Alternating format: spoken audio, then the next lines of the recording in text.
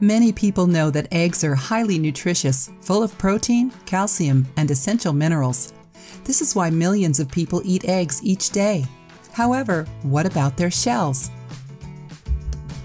Believe it or not, eggshells are the best natural source of calcium that the body absorbs the easiest.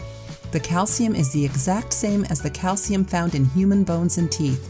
Calcium is also essential for the proper function of your muscles and nerves.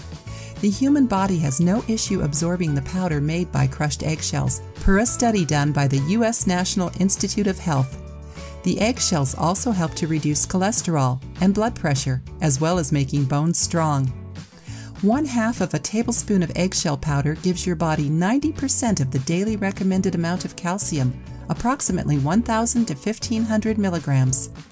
To make the eggshell powder, just follow this simple recipe. First, you need to boil your eggs for 10 minutes. This will help you get rid of any detrimental bacteria. Then you need to cool them. Crush their shells so that you get a powder.